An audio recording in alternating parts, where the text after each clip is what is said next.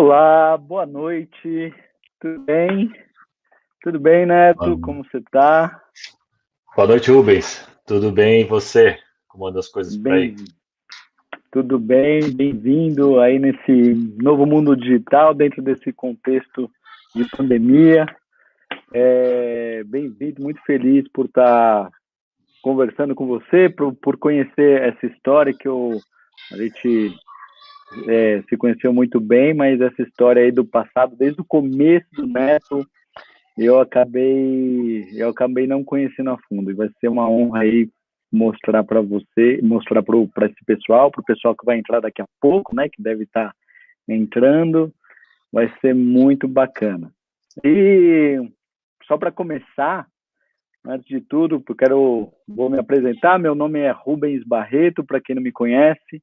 Meu foco é ajudar as pessoas a duplicarem seus resultados através de mudança de mindset, através de neurociência para mudança de comportamento, através de métodos ágeis para isso acontecer mais rápido e transformação de cultura dentro das empresas.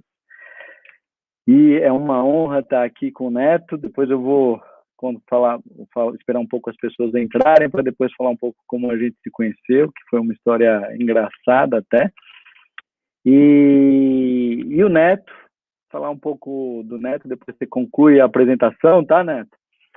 O Neto, hoje, Fechado. ele é CTO da Conta Azul. Para quem não conhece, a Conta Azul é uma das empresas que mais crescem hoje no Brasil. É uma das unicórnios já, Neto? Ainda não, mas está lá sempre votada como uma das próximas no Brasil, né? Uma das próximas. Eu vi que surgiu nessa última semana passada mais uma unicórnio no Brasil. E acredito aí que com o trabalho do Neto vai se transformar numa das unicórnios do Brasil. E o Neto é CTO de lá, agora CTO assumindo a área de produtos, teve uma ascensão recentemente, muito orgulhoso aí dessa ascensão por um trabalho extraordinário que foi feito na pandemia, num processo onde todo mundo estava chorando e eles conseguiram se mexer, serem criativos. O Neto conseguiu conduzir a Conta Azul, obviamente com sua equipe, outras pessoas, a um resultado super positivo aí dentro desses últimos meses de pandemia. Tá certo? Quer falar um pouco, Neto? Depois para a É gente isso entrar na aí, história, esperando um pouco as pessoas.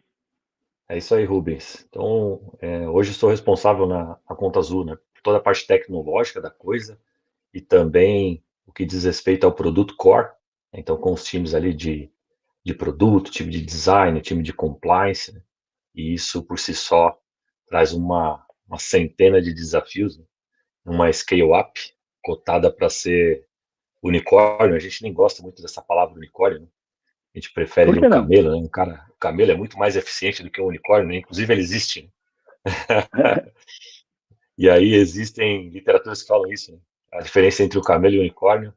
E o camelo é um Aham. cara, é um animal, né? Muito mais eficiente, né? O cara que é o animal que poupa água para sobreviver, é o cara que sabe ser produtivo, né? Em situações adversas. Ou seja, a referência de camelo lá nos agrada muito mais. Mas o mercado chama de unicórnio e não tem problema também. Que bacana. Que bacana. Até inovando no jeito de apelidar a empresa. Vamos lá, vamos começar um pouco dessa história, como a gente se conheceu, Neto. Você lembra como é que foi que a gente se conheceu? Quantos anos? Já fazem uns 4 anos, mais ou menos. Foi num evento do Google. Eu tinha o hábito, né, de trabalhar com o meu time os rituais de planning fora da Lynx, né? Até então eu trabalhava na Lynx, para que eles respirassem uma atmosfera de inovação. Então toda a planning de início do mês, ela era feita em lugares diferentes. Era feito no Cubo, era feito no MCT da Microsoft, era feito na Oxigênio, enfim, em vários lugares, né? E um dia, num desses lugares, em uma dessas plannings, a gente sempre abria uma hora, né, para que alguém falasse algo fora da caixa. E foi quando eu te conheci, você foi falar sobre toda a parte de neurociência aplicada à criatividade e inovação. E, cara, eu fiquei muito encantado com tudo que você trouxe ali, como aquilo impactava na nossa não criatividade, né? Como que a gente ia limitando a criatividade das pessoas, e você mostrou o efeito que tinha isso na neurociência, né? Que a gente já sabia com isso. E foi depois disso, né? Então, depois disso, você foi lá palestrar para a gente dentro da própria Lynx, falando um dia lá de Innovation Cup, e aí eu fiz um trabalho contigo. Deixa eu colocar esse dia que foi marcante para mim. Dentro da neurociência, né, o nosso cérebro toma atalhos para julgar as pessoas. Graças a Deus eu sei disso hoje. Mas quando eu cheguei lá, acho que não sei quem me ligou da Lynx para fechar essa palestra. E aí o CTO, né, que era o Neto, estava lá. E quando eu cheguei, eu lembro que eu cheguei meio atrasado. Eu sei que quando eu vi o Neto com aquele cabelo de viking, eu falei, uau, caramba, que tipo de CTO é esse? Aquela primeira impressão, eu fiquei meio desconcertado, Neto, porque você estava com o cabelo bem viking, com uma barba, né, que eu acho que vinha até aqui. Eu dei muita risada e eu falei, uau. E eu lembro que no meio da palestra, enquanto estava fazendo a palestra, a gente começou a conversar, e aí você foi me contando todo o seu conhecimento, e eu falei, poxa, que cara diferenciado, já mudou, né? Eu respirei fundo, deixei o meu julgamento de lado e falei, puxa, que cara diferenciado. Você começou a falar de OKR e uma série de outros conceitos que você estava trazendo para as pessoas na empresa, e eu falei, caramba, outro nível de conversa aí com o Neto. E depois a gente fez o processo, né, um processo de coaching, e aí a gente está aqui hoje porque eu quero conhecer essa história de ponta a ponta, eu quero vir de lá de trás, eu sei algumas coisas que aconteceram na história do Neto, e vim, e sabendo da onde ele veio e até onde ele chegou, hoje na liderança, no topo da liderança dessa empresa. É uma história muito inspiradora, que a gente não entrou em detalhes, porque a gente foca só no que importa durante as nossas sessões, e só nos mindsets que são cruciais para que tenha essas mudanças importantes para atingir os objetivos do Neto. Só que eu fiquei super curioso para saber como o Neto superou tantos desafios, e acho super importante o mundo inteiro, o Brasil inteiro, saber que tem tem solução para as situações mais adversas possíveis. Então, é uma honra estar aqui, né? É uma honra te ouvir. Estou muito feliz por você ter aceitado esse convite. E eu estou, acho que mais do que todo mundo, vi aí, olha só quem está aí, o André Mello. Fala, André, tudo bem? Nos conhecemos lá na Lynx também, Ele é nesse conhecido. mesmo dia. Que legal, feliz demais. Meu coach hoje em dia, tendo resultados incríveis também. O Gabeta, que montou uma empresa, entrou aí, a Daisy está entrando. É muito legal ter o pessoal aí entrando. E então, Neto, vamos começar essa história sem mais delongas aí. Eu queria saber essa história desde o começo. Queria que você contasse para as pessoas que talvez até estejam no começo da carreira ou passaram por um começo da carreira difícil. Como é que foi o começo da sua história profissional? Legal. Vamos lá, né, André? E talvez você surfe uma onda à medida que eu vou contando a história, né? E vá me explicando, né? Por que algumas coisas aconteceram na minha cabeça, né? Até então, intuitivamente, né? Até eu não sei, né? Desvendar esses mistérios, mas eu sempre vi muita coisa acontecendo de forma sincronizada, né? Entre dois polos, né? Um polo extremamente negativo e aí depois sendo revertido para coisas positivas, e assim a minha carreira, ou toda a minha vida profissional, né, foi caminhando até o que a gente vive hoje, né?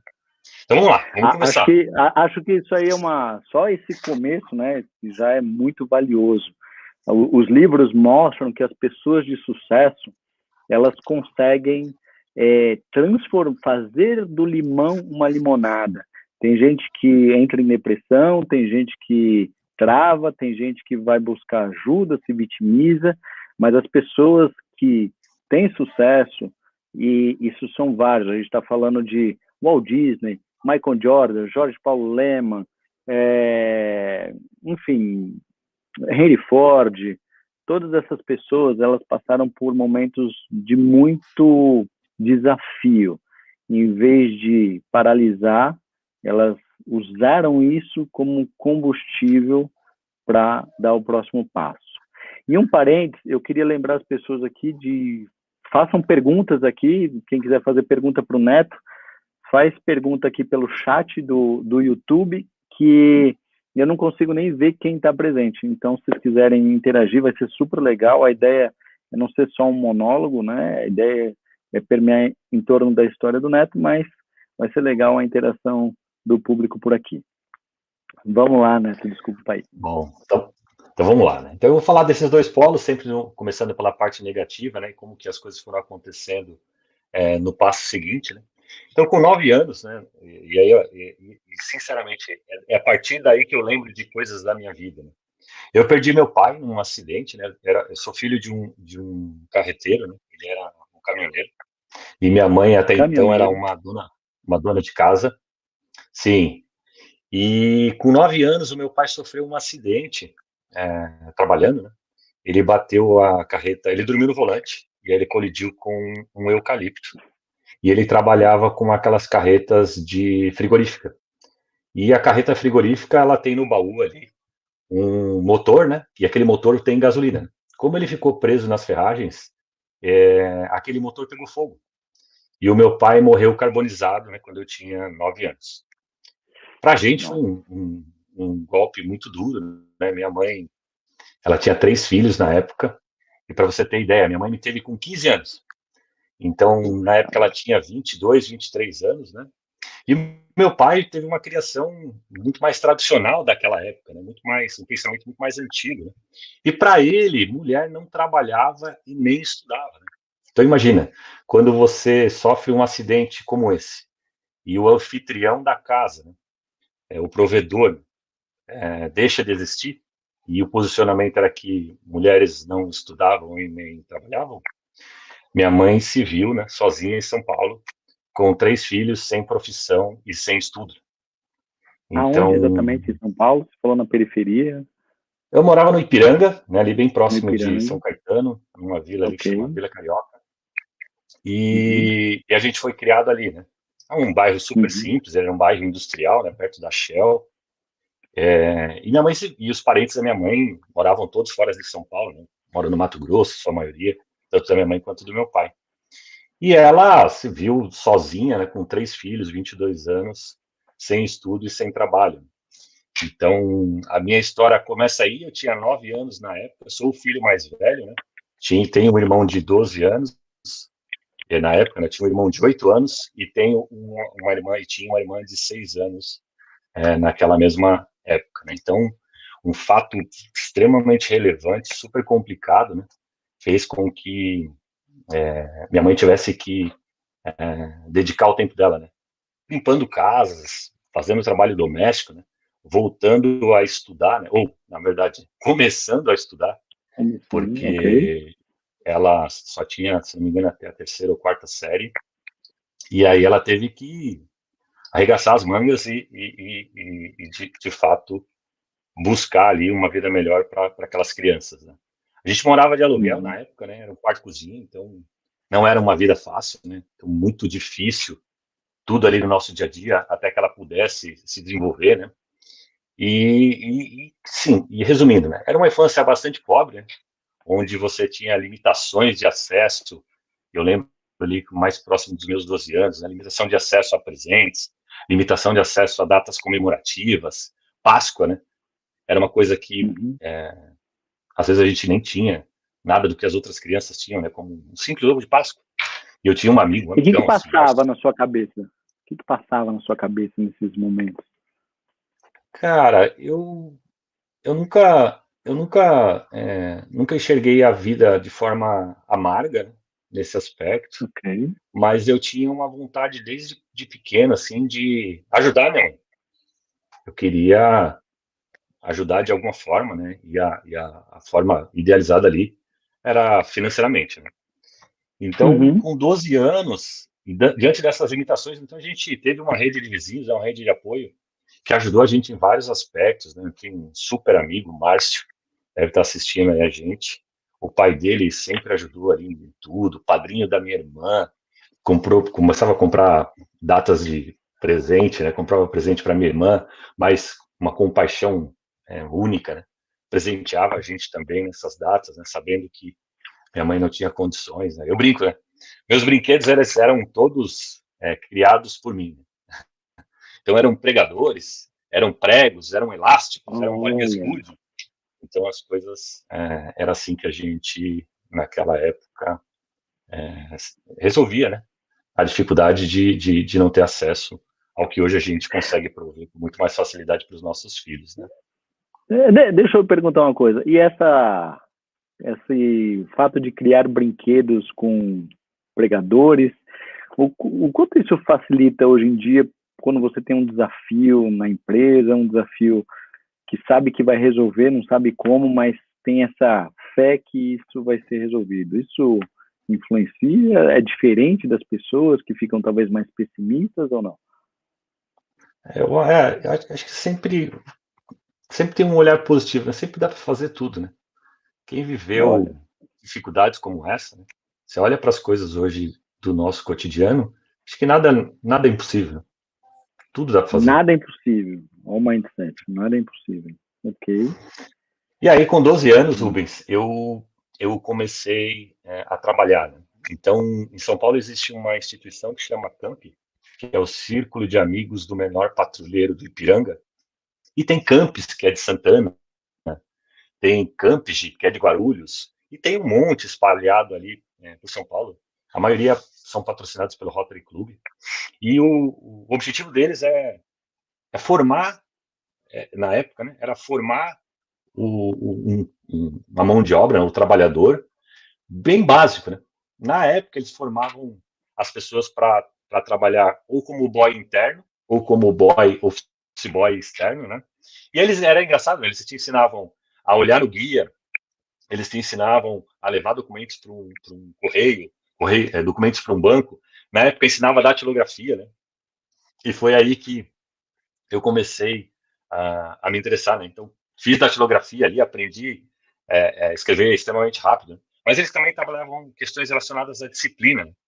Uma vez por mês, você era responsável por limpar os banheiros ali da instituição. Né? Ela não cobrava nada, você fazia. Era um processinho seletivo que era muito mais uma entrevista para privilegiar, de fato, quem tinha necessidade. E o pai desse meu amigo, o senhor Aristides, né? Hoje ele não está mais entre nós. Ele me dava, eu pegava carona com ele até a escola desse meu amigo, que era o Virgem Poderosa ali no Moinho Velho, e ficava Uhum. estudando. E o meu estudo acabava 2 horas depois da escola dele, e eu acabava voltando a pé.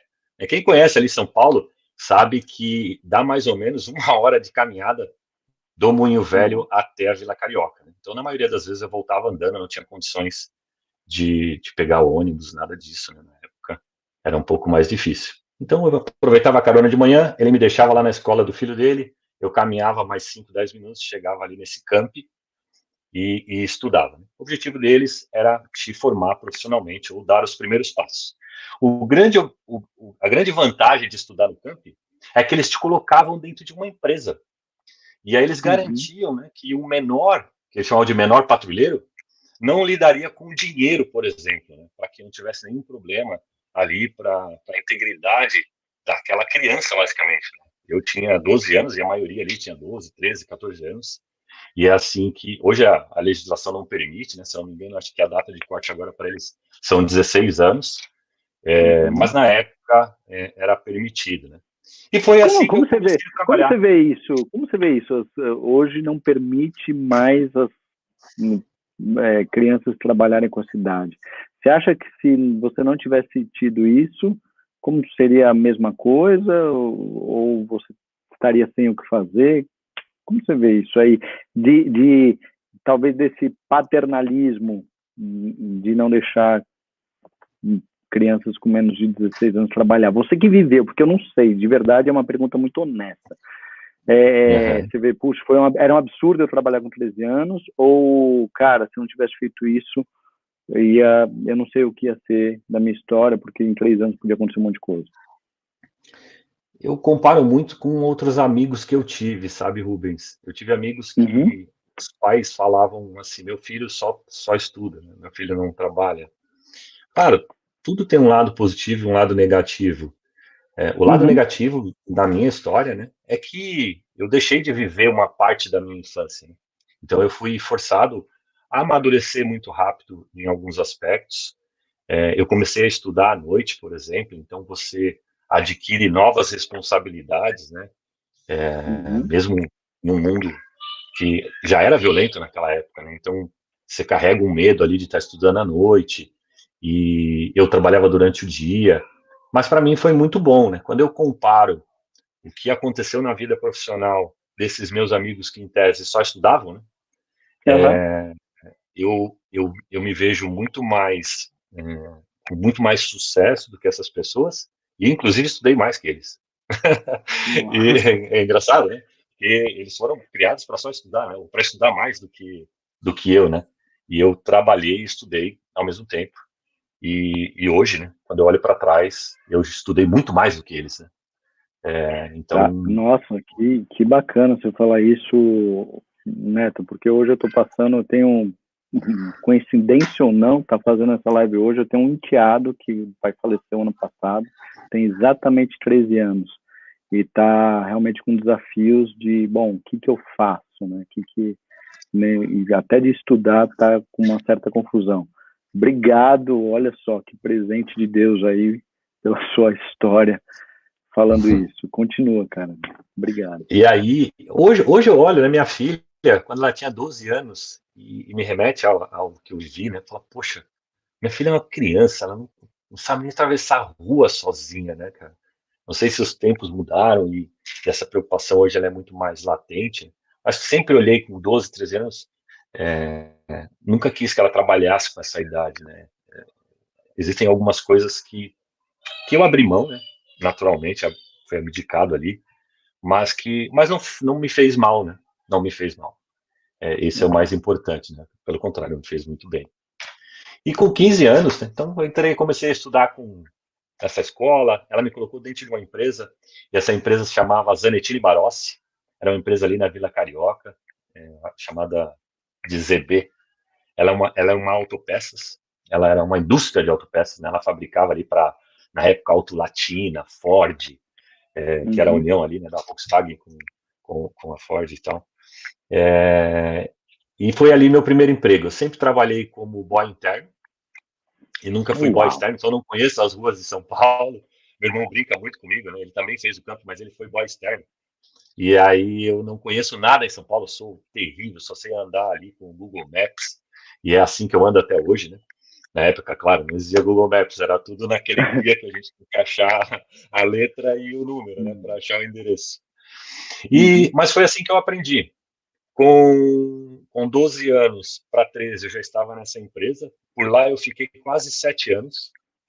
E lá eu comecei a adquirir o amor, né, ou a paixão por tecnologia.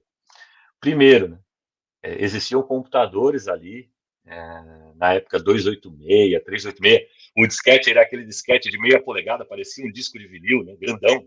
Depois que ele virou 5,25, depois que ele virou 3,5, que é aquele que você 3,5. colocava no bolso. E assim foi o meu primeiro olhar para esse mundo de computadores, né? As telas eram verdes, todos os computadores ainda era aquela rede meio esquisita, porque eram terminais burros, né? Geralmente terminais burros da DataSul. Eu era muito curioso, cara. Eu queria entender como aquilo funcionava, como eu mandava a tela dos caras embora, né? Geralmente eu fazia umas coisas que não devia, né?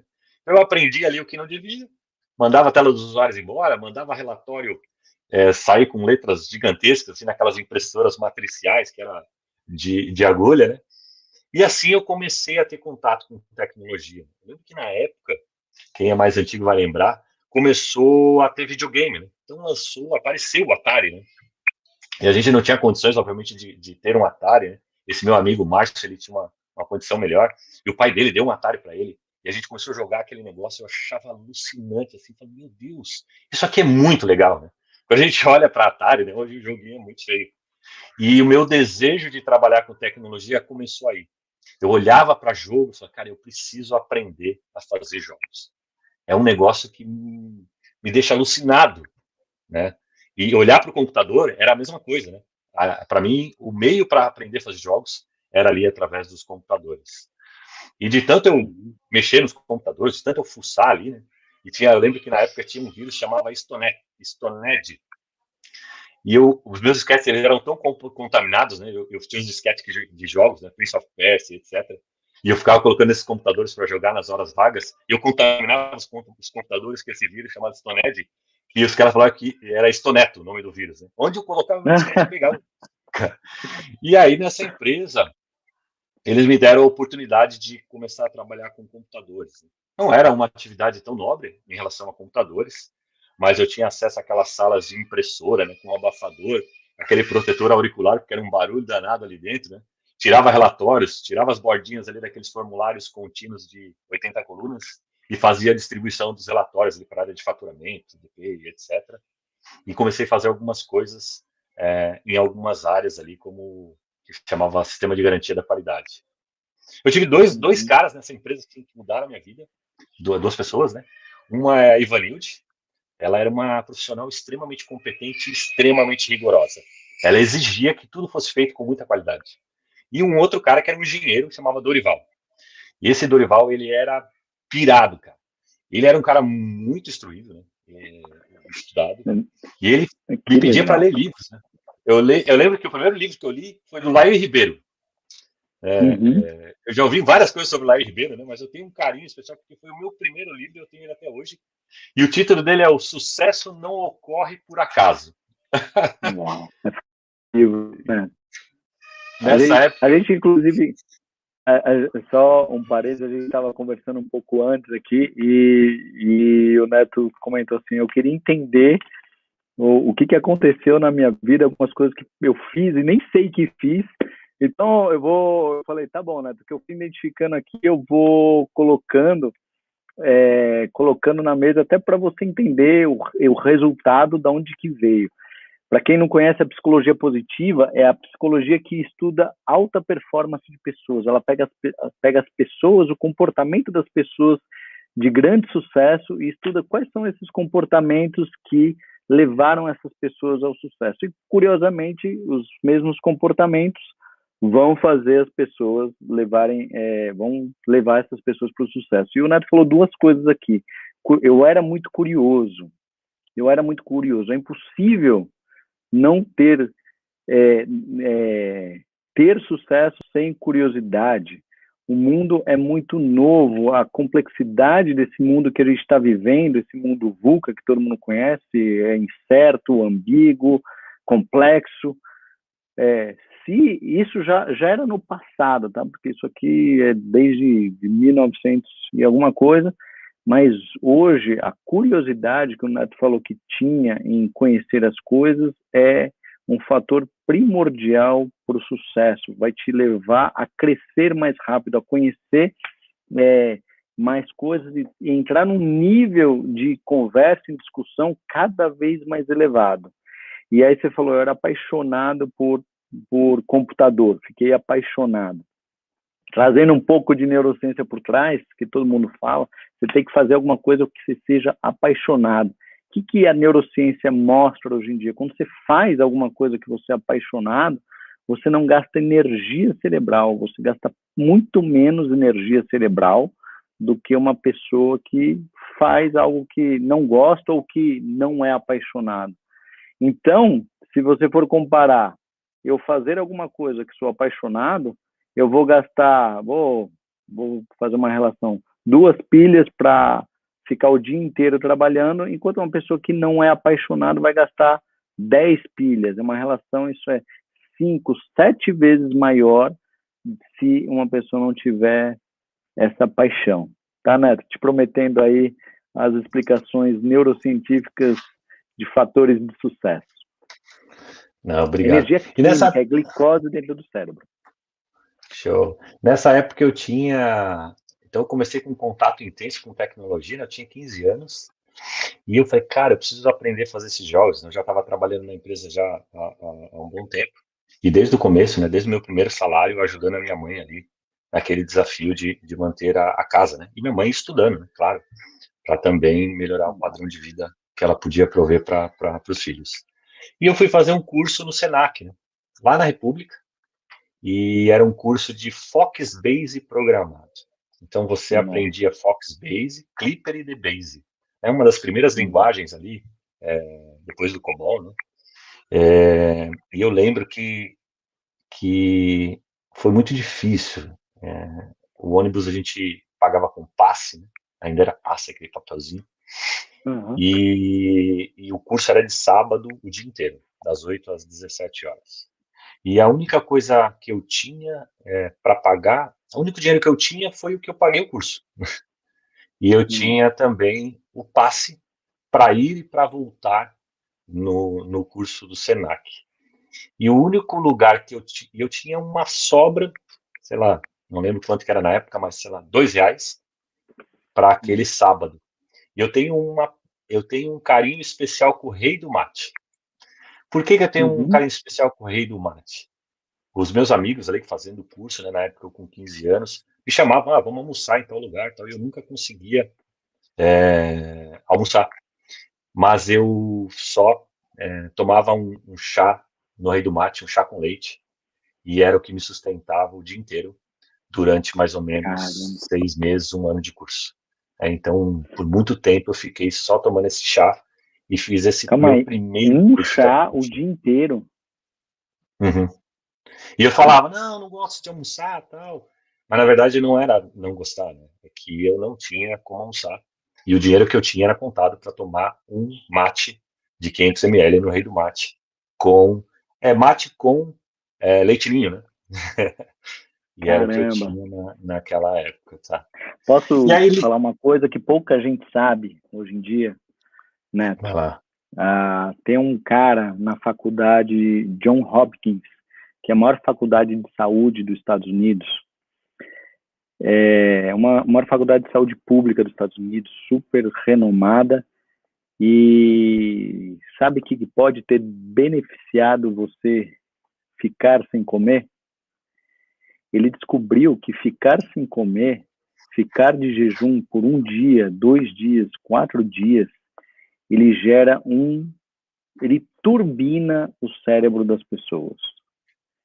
Ele turbina, ele joga uma quantidade de energia no seu cérebro, ele desperta é como se fosse um estado de emergência no corpo humano. Olha que maluco, isso tem um TED Talk sobre isso. Então, imagina quando você estava lá no tempo das cavernas, que tinha pouca comida, então ou o cara dava aquele último boost, né, para conseguir o alimento, ou morria. Então, todas as pessoas que ficam por um tempo fasting, de jejum, tem essa energia, essa capacidade de acesso à memória, esse aumento de capacidade cognitiva muito maior do que uma pessoa que se alimenta normalmente, café da manhã, almoço e jantar. Será? Você sabia disso? Não. Eu passo aqui, eu deixo aqui o link embaixo aí para quem quiser assistir. É extraordinário esse estudo científico. Ele comenta que se as pessoas fizessem esse tipo de coisa, não haveria mais gente com diabetes, problemas cardíacos e uma série de outras doenças que são as doenças que mais matam hoje em dia. Ok? E a indústria farmacêutica tem uma restrição de deixar essa informação tão pública assim. E Obrigado ao aí, Mate. Rubens? Obrigado ao Mate. Com 17, e eu terminei esse curso, claro, que me deu mais conhecimento, né, sobre tecnologia, principalmente ali na linguagem de programação. E com 17 anos, perto de completar 18, eu fui demitido dessa empresa. Então, fiquei lá uns 7 anos, mais ou menos. E procurando emprego na Barão de Itapetininga, né? Antes procurava emprego assim, né? Não era LinkedIn, não era nada disso, né? Cato veio aparecer anos depois, né? Você olhava lá os plaqueiros, entendia qual era a agência que estava contratando e o que estava contratando. Né? Então, procurando emprego na Barão de Itapetininga, eu tinha 17 anos para completar 18. Eu vi uma placa pedindo um digitador para trabalhar na USP Media. Era uma empresa do grupo do Estado de São Paulo, né? E falava que tinha que ter 18 anos para mais. Né? Eu estava assim, faltava acho que 4 meses para eu completar. Eu falei, cara, quer saber? Eu vou falar que eu tenho 18 anos. Esse processo aí não deve ser rápido. Então, até que ele chegue nos finalmente, você já vai ter completado os 18 anos. E foi isso que eu fiz, né? Meu irmão, eu lembro que meu irmão na época estava comigo. Ele falou, não, você é louco, nem vou fazer a ficha. Tá? E eu fiz a ficha. Né? E aí, meses depois, cara, eu já tinha completado 18 anos, acho que fazia uns 2 meses, né? Eles me chamaram. E era para uma posição de digitador. E eu digitava extremamente rápido, pelo curso de datilografia que eu fiz lá atrás no campo. Né? E eu consegui entrar nessa vaga, né, como temporário. E essa vaga foi para uma empresa chamada Admax. E entrei no Estadão, na USP Media, ele fazia aquelas listas amarelas, né, as tradicionais lá que todo mundo estava acostumado. E era para ficar digitando o nome da empresa, logrador, o que ela fazia, classificar, categorizar para sair naquele boneco, né, que era um negócio bem grande ali, com mais de 1.000 páginas, absurdo. E esse era o trabalho. Quando eu cheguei lá, tinha mais de 300 digitadores nesse setor. Nossa. E nós éramos controlados por produtividade, né, cara? Então você tinha que digitar muito rápido mesmo, era X toques por segundo e não tinha história, porque no final de 6 horas, se você não fizesse aquilo e fizesse direito, né, então tinha que digitar, escrever certo o nome da empresa, escrever certo o ramo que ela atuava, senão ela sairia deslocada lá dentro da lista e com erros de português, né? Então a gente era cobrado muito por produtividade e por qualidade. E depois de um tempo ali fazendo aquela atividade mecânica, né, falei, poxa, tinha uma lista que a gente usava que tinha mais ou menos 20 páginas. E eu tinha que achar a categoria de um cabeleireiro, por exemplo. O código de cabeleireiro é 20.310. O código de um insufilme é 13.480. E assim, todas as empresas se ia digitando daqueles papéis, né? Você precisava categorizar para que ela saísse na parte correta da lista. Eu falei, pô, sabe, vamos fazer um programa com aquele conhecimento, né, de programação, onde eu começo a digitar o começo da palavra e ele vai achar qual é o código para mim. Então, ou seja, eu vou pegar esse papel aqui e vou transformar ele num programa digital para usar. Para usar. Né? Então, não existia ainda aqueles computadores em rede, tal, tudo que a gente conhece hoje. Era a Novell, né? Então, se uma parte dos computadores parasse, tudo dali para frente parava também, né? Mas dava para construir alguma coisa. Eu construí esse programa e comecei a usar ali para mim, para acelerar o meu processo, né? Então, sempre olhando para as coisas, entendendo que, poxa, dá para fazer melhor isso aqui, não é possível que eu ficar copiando esse troço aqui o tempo todo. E eu fiz esse primeiro programa. E a minha produtividade começou a ficar muito diferenciada perto dos demais programadores. Por quê? Porque eu não perdi tempo Dos digitadores, dos né? digitadores, né? Não perdia tempo procurando aquele negócio em folhas impressas, né? E aí o meu chefe um dia, e eles começaram a procurar, né? Por que a minha produtividade era tão grande e eu acabava não errando, estava certinho, né? E era mais ou menos 3 vezes ou 4 vezes mais do que os demais, né? E ele veio me perguntar como que eu estava fazendo aquilo. Né? Eu falei, não, eu fiz um sisteminha aqui, ó, um clipper, né? E com um banquinho de dados, e eu digitei tudo que vocês colocam nesse papel, e eu uso aqui, eu começo a escrever o K, B, L, e aí ele já me mostra o código maiorzão aqui, e eu só dou um Ctrl+C, Ctrl+V, já coloco o código ali, e assim eu acelero a minha produtividade. Então o cara gostou demais disso. Pô, puta, cara, que negócio legal. Dá pra gente usar em mais pessoas aqui, nesses 300 nego aqui? Né? Falei, acho que Qual dá. que era a tua produtividade? Era o dobro? Era um 50% a Era mais? umas Como é que era? 4 vezes mais. 4 vezes mais? Que Umas 4 vezes mais, barato. porque tinha um Ou ranking de seja, produtividade. caramba, ou seja, já estava inovando naquela época, né? Inovação que as pessoas falam, hoje nós tem que inovar, mas desde lá, né, já era necessário, sempre foi necessário na história do mundo inteiro, inovação foi justamente o que moveu o mundo, né? E hoje parece que é algum diferencial, mas será que é Sim. mesmo? 4 E vezes aí, mais. 4 vezes mais. Nessa época, né, ele vendo essa atitude, esse conhecimento, ele me fez ele pediu, né, se dava para usar em mais pessoas, deu, funcionou, né? A rede ainda não era aquelas coisas, mas funcionava em rede já. E eu coloquei o programinha, ele era um atalho, para todo mundo um executável, abria e funcionava tranquilamente. Uau. Ele me Ou seja, convidou para tinha 300 pessoas, poderia fazer tudo com 100 pessoas agora, é isso? Exatamente. E aí, naquela época, ele me convidou para tratar a base de dados, começar a mexer em algumas coisas de tecnologia. E aí, naquele momento, eles chamavam essas pessoas de micreiro. Micreiro, né? Não tinha nem cargo, é micreiro. É o cara que sabe mexer no computador. E-mail era uma coisa ainda que não, nem existia praticamente, estava muito começando, a internet também. E eu fui promovido para essa posição de micreiro. E aí os digitadores continuaram trabalhando lá.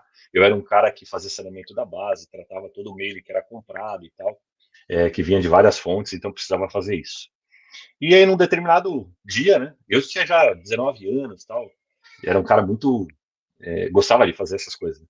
O Estadão passou por uma reestruturação, né, a OSP Media, né?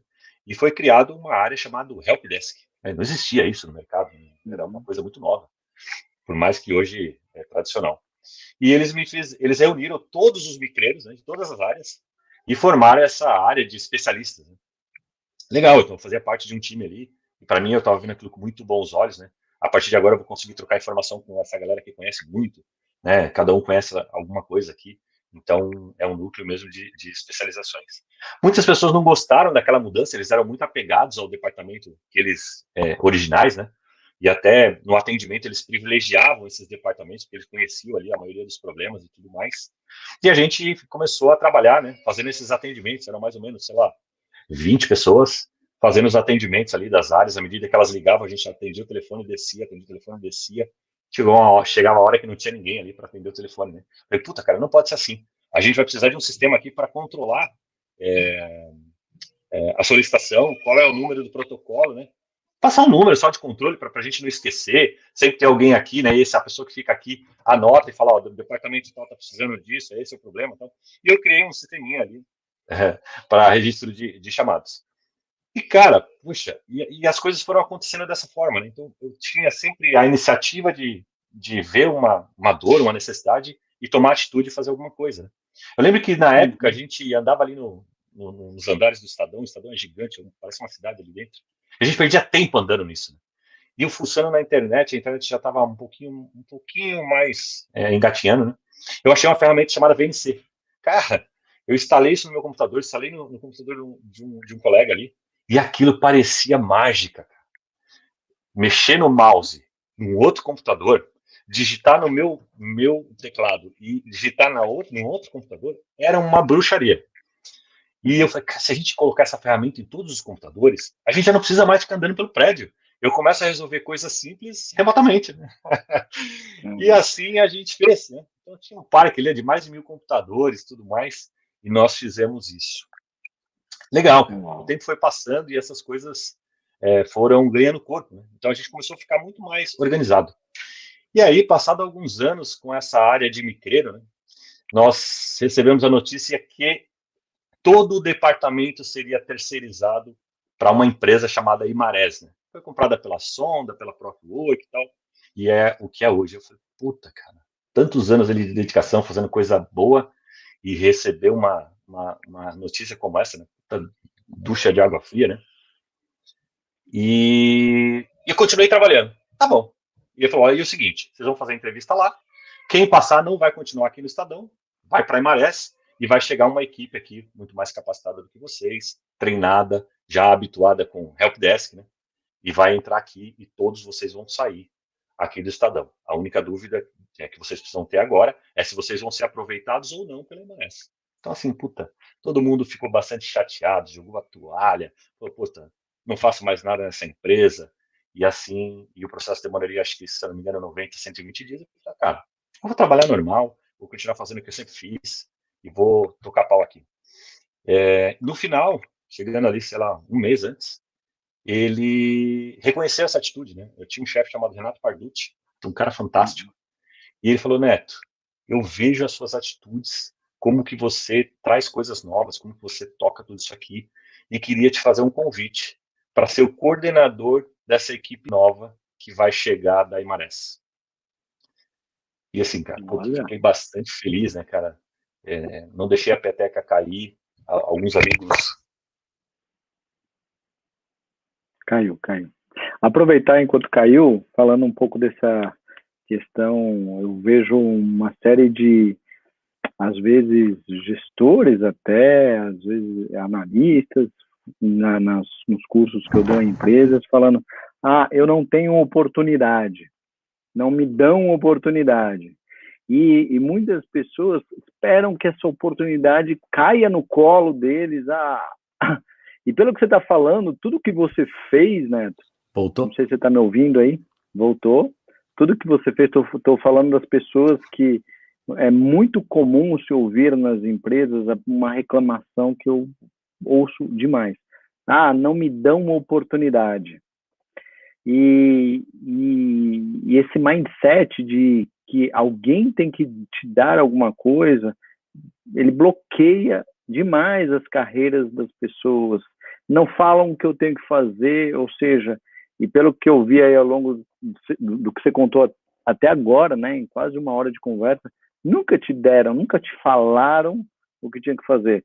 Sempre você buscou como melhorar algo que já existia, buscou como otimizar ou automatizar algo que já existia. E quando você vê hoje, né, nos seus colaboradores, qual é o diferencial entre eles? Que é estudo, é currículo, ou é justamente essa questão de conseguir enxergar o problema e já propor uma solução, ou já, na verdade, pelo que eu entendi, você já fazia a solução, né? Nem sabia o valor disso, né? Que economizar 100 pessoas, que na verdade 200 pessoas num grupo de digitadores de 300, quanto valia, se você for ver hoje, né? Ingenuamente naquela época, mas já valia 200 salários praticamente de pessoas, de digitadores, por mais baixo que isso seja, já é extraordinário. Hoje eu vejo, né, sempre falo com o meu time, é um olhar de insatisfação positiva, né? Sempre dá para fazer mais e melhor, sempre. E eu acredito muito que as pessoas de sucesso, eles têm atitude e protagonismo, e foco. Atitude e protagonismo. E foco, né? E são os que crescem no teu time, né? Que vão para o próximo passo. É isso aí. Tem como ser diferente disso? Dá para falar hoje que eu vou fazer um curso de uma tecnologia X, eu vou garantir que você vai subir um cargo. O conhecimento, olha só, o conhecimento cognitivo, ele dá para garantir alguma coisa, Neto? Se você souber conhecimento aplicado, né? Ele é sempre conhecimento aplicado, né? Que precisa da diferencial atitude, gigantesco. precisa do diferencial gigantesco. E aí, Só um Rubens, parênteses, vamos lá. Eu fiquei nessa empresa, né? Aprendi muita coisa em todas as vertentes que a tecnologia pode ter, né? Rede de servidores, toda a parte de segurança, infraestrutura, telecomunicações. Né? Fiquei 10 anos no Estadão.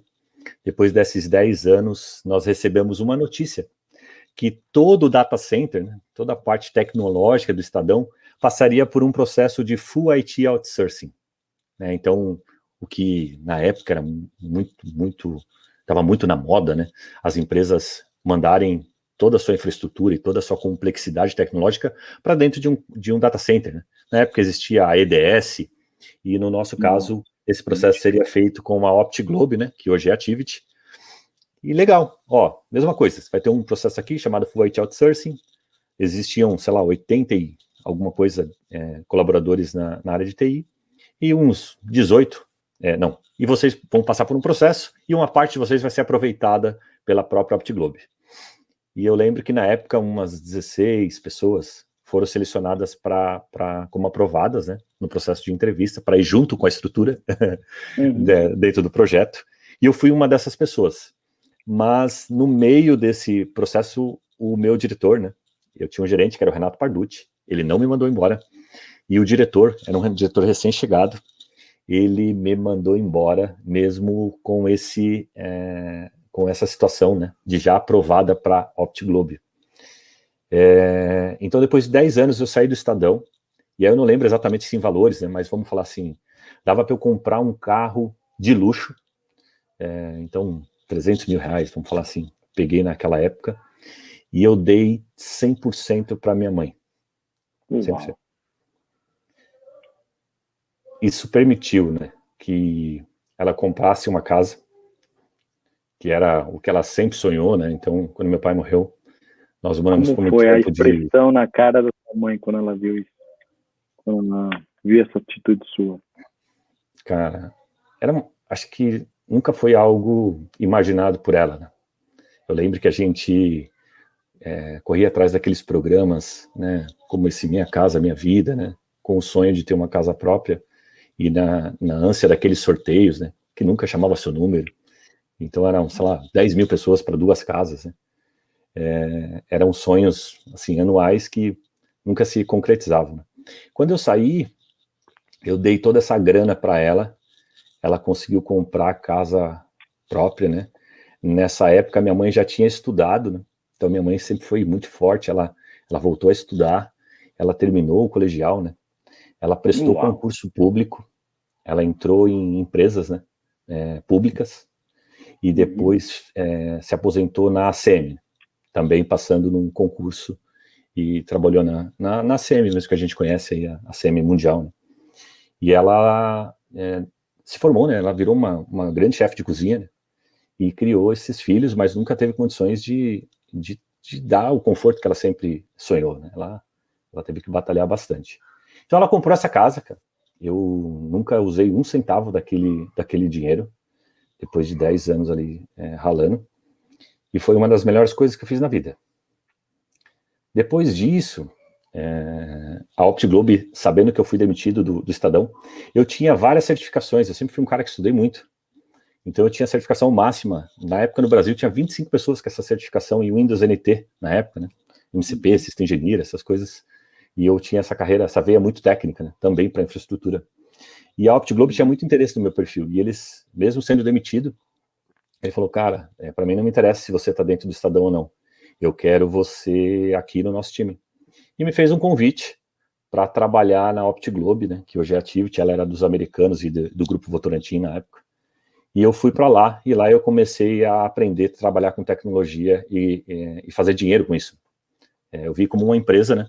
A empresa de tecnologia trabalhava com tecnologia, gerando resultados, né? Como o seu produto core, e não mais como uma área que é um mal necessário.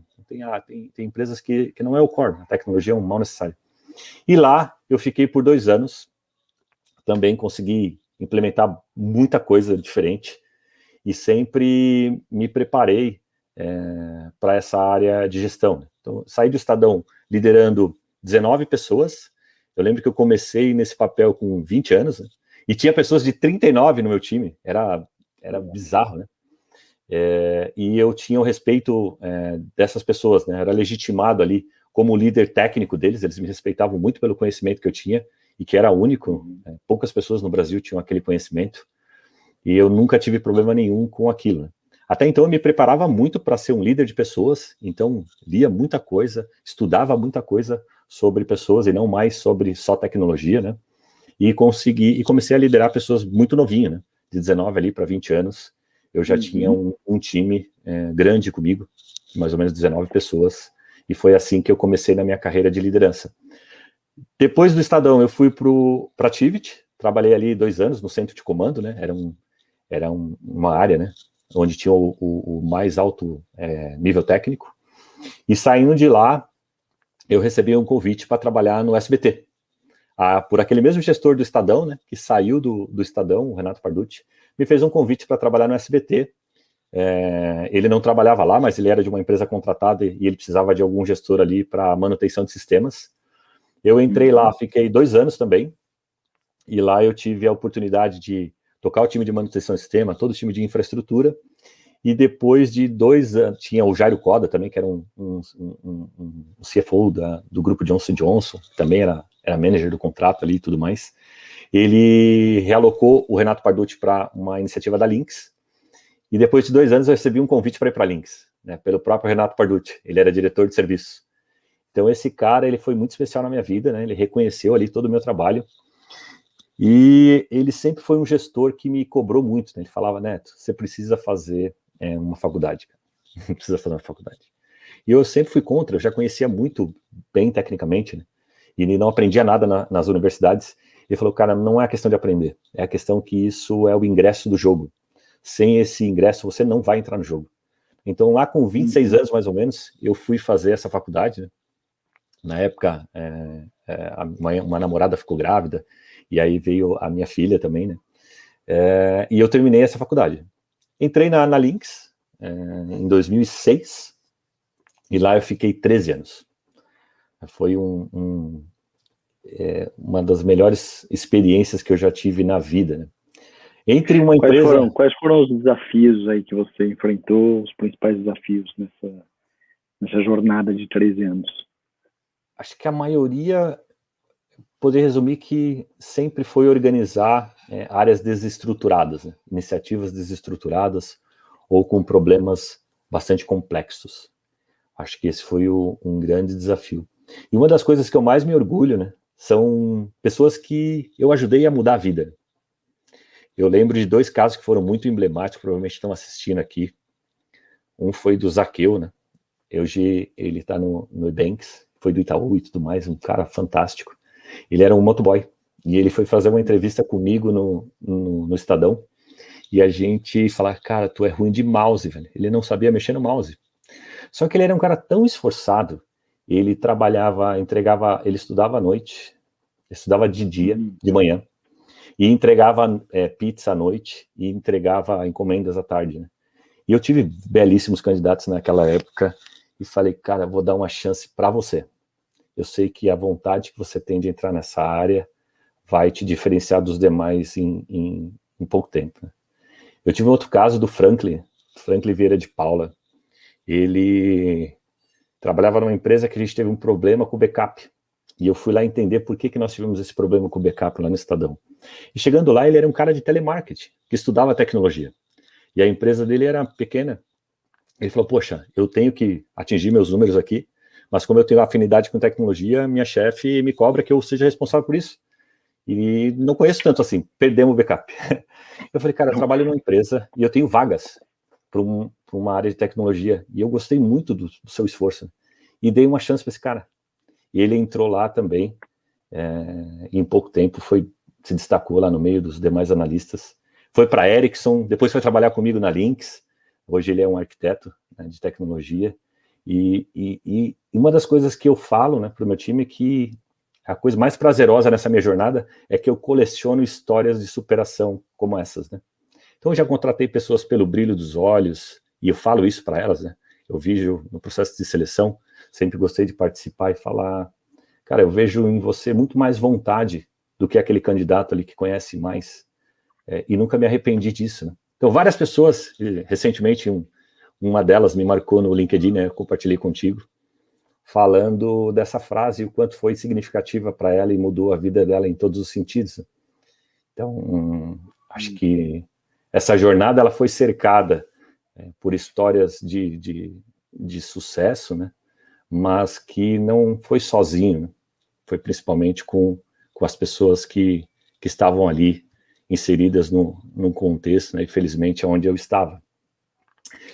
E esse mindset, tem até um livro, para quem já leu o livro Mindset, mostra o quanto você fala do esforço, né? Às vezes é muito melhor você ter um colaborador que é esforçado do que aquele que se acha o inteligente, que às vezes até é inteligente, mas cada vez mais as empresas estão buscando colaboradores que têm um mindset de crescimento, que pode não se achar inteligente, mas é curioso o suficiente, esforçado para ir atrás e resolver os problemas, porque cada vez mais os problemas eles não estão iguais a algo que já aconteceu no passado. Então, cada vez mais o esforço de ter uma abertura de se resolver problemas é mais valioso do que os colaboradores supostamente inteligentes, né? Então, pelo que eu estou vendo, você sempre se preocupou em pegar esse tipo, valorizar o esforço do que até o conhecimento e a preparação da pessoa.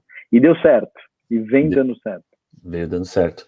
Na Lynx eu passei por vários desafios, né? Então toquei o time de suporte, de Customer Experience, toquei o time de homologação de PDVs no Brasil, que era algo extremamente burocrático, time de engenharia, time de educação corporativa, e por último sentei na cadeira de CIO da Lynx, né?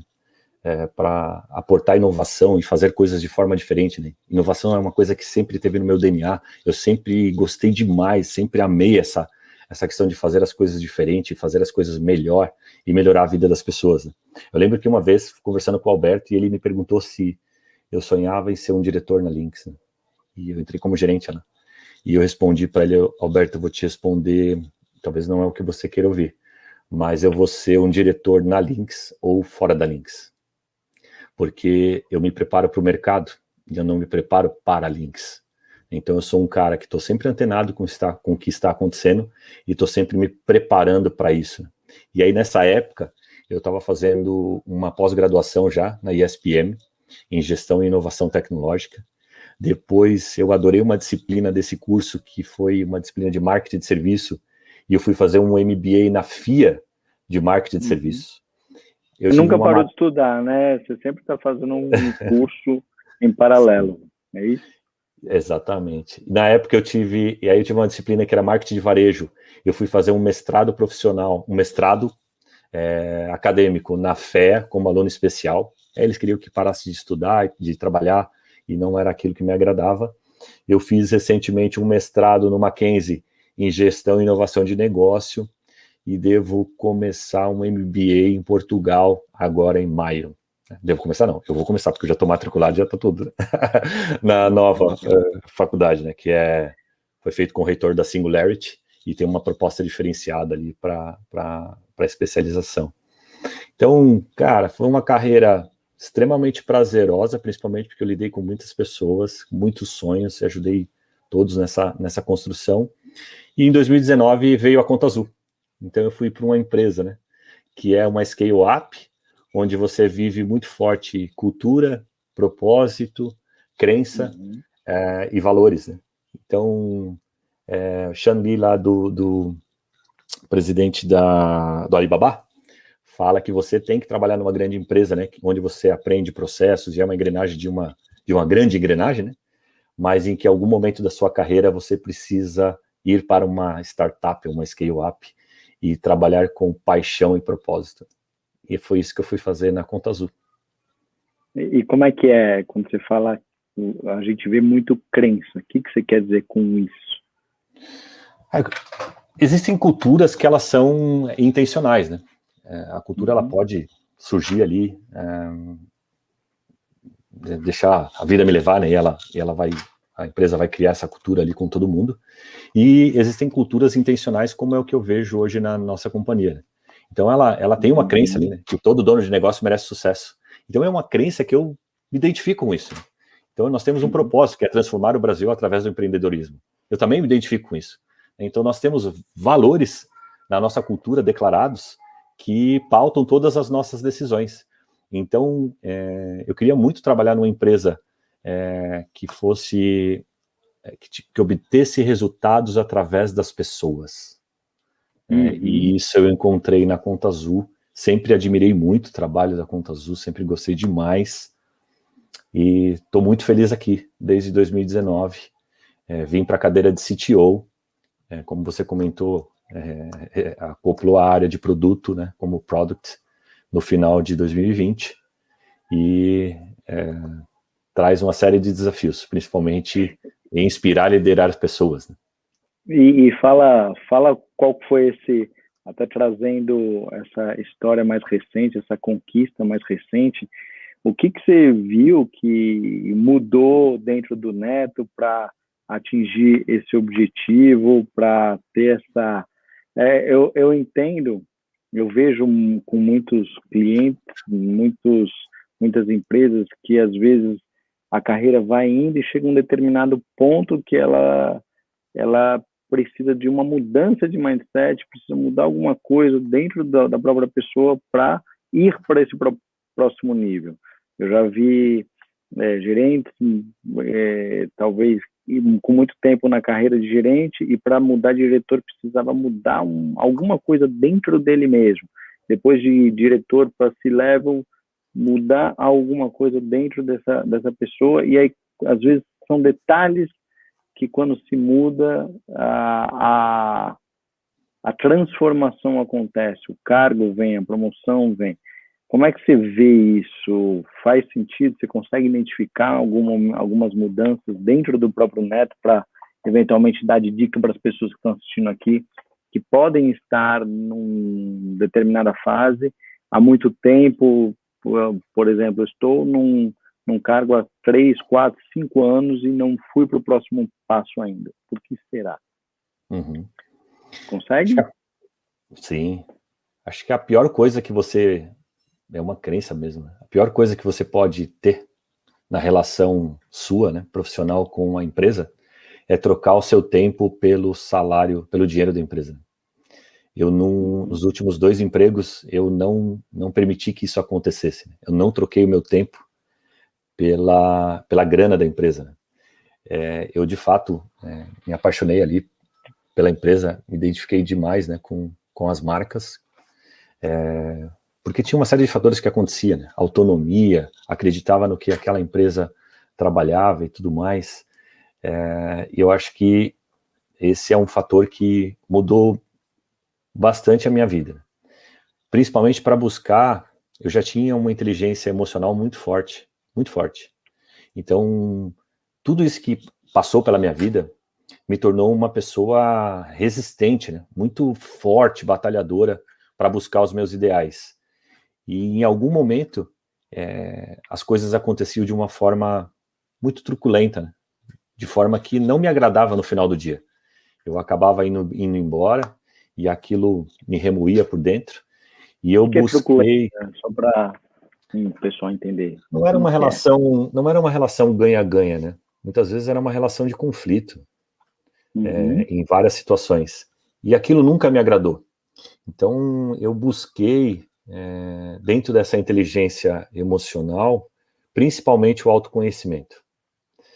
E foi ali que eu consegui me reinventar em vários aspectos, né? Na relação com o meu time, na relação com pares, no respeito com as pessoas, suas limitações, o seu grau de conhecimento. Eu tinha um grau de conhecimento muito avançado e acabava atropelando, né, algumas pessoas nesse aspecto. Hoje é um trabalho constante de autoconhecimento. E de Isso me ajuda. automonitoramento também, né, Neto? Se E guarda monitorar quando alta. aquele comportamento está vindo, bom, peraí, eu estou agindo daquela forma. Sim. Eu lembro que você falava até uma frase que caía muito nesse momento, como que era? Que o mundo dos negócios é uma selva. Você O precisa ser o mundo dos melhor. negócios é uma selva. Olha, exatamente. E isso, que é esse programa mental, né? Isso, se eu tenho um programa mental desse, uma crença dessa, automaticamente os comportamentos vão ser conforme essa crença. E foi muito legal, acho que a gente identificou isso, né, Neto? E de uma hora para outra, né, foi muito rápido a transformação e começou a justamente se monitorar e isso que é a grande transformação de uma pessoa de sucesso, ela consegue enxergar é humilde o suficiente para enxergar coisas que não estão boas ainda, pode melhorar, como nas empresas, acho que o Neto viu dentro de si próprio, e ter a humildade de trabalhar, buscar ajuda para ser uma pessoa ainda melhor. E aí, como é que passou a ser sua relação aí com as pessoas, com seus pares, com seus liderados? Hoje é uma relação muito mais leve, né? É muito mais uma relação, ela é uma relação muito mais inspiradora. Eu sempre fui cercado por bons mentores, né? Sempre busquei isso, me espelhar em pessoas que eu admiro ali. Nesse autoconhecimento, eu desenvolvi uma relação muito próxima com os meus sentimentos, né? Então muito mais íntima com meus sentimentos, porque isso implica em todo o processo de transformação, né? As pessoas têm uma história, elas têm crenças, elas têm dificuldades, né? Ou valores que precisam ser considerados em tudo que você faz. Então, hoje eu tenho muito prazer no que eu faço, na forma como faço, na forma com que isso é levado para o time, e é uma das coisas que mais me motiva hoje. A pandemia, Eu nunca estudei tanto como eu estudo na pandemia. Acho que sempre reforço isso. Estudar foi o que transformou a minha vida daquele menino pobre de periferia sonhador para o que a gente consegue atingir hoje. Uau! E você tem alguns resultados, não sei se você pode falar ou não, que por conta desse comportamento, por conta dessas mudanças de comportamento e desse autoconhecimento, você atingiu aí nessa última fase da sua carreira nessa empresa? Não sei se é sigiloso ou não também, não sei se a pergunta é indiscreta. Acho que tem sim, né? A posição que... Hoje eu vivo coisas que eu jamais sonhei quando eu era criança. Hoje eu moro em Balneário Camboriú, né? Eu comprei uma casa aqui, eu tenho uma casa em São Paulo, em São Caetano, né? Além daquela casa aqui que eu dei toda a grana para minha mãe, né? Claro, você conquista coisas boas, né? E associadas a bens materiais, mas não é isso que te faz feliz. O que me faz feliz é ter essa flexibilidade de morar perto da praia, valorizar as coisas simples da vida, né? Que de tão simples e valiosas que são, não tem preço. E é isso que eu mais valorizo. Então eu cheguei em uma posição que me deixa muito feliz quando eu olho para essa questão de sucesso. E sucesso para mim é poder mudar a vida das pessoas para melhor. Reconhecido financeiramente por isso. Prestígio, né, dentro de uma companhia e muito respeito do CEO, o Vini, um cara fantástico. Respeito dos pares e admiração por eles também, né, sendo uma pessoa que está ali para somar e contribuir com coisas boas para o time, para pares, para liderados, e sem diferença nenhuma dessa questão de hierarquia, né? Sou uma pessoa que estou ali no dia a dia com eles para que a gente possa fazer as coisas da melhor forma possível. E tenho muito orgulho de todas as pessoas que trabalharam comigo e das histórias que eu coleciono. Não deu nem para citar todas, né? Mas tem muita história legal. E são elas que me acompanham e me dão força para fazer o que eu faço da forma que eu faço. E no nível que eu faço. Valeu a pena, então, se esforçar para estudar, valeu a pena ser curioso, apaixonado, ter a iniciativa de fazer as coisas em vez de ficar esperando problemas para serem resolvidos.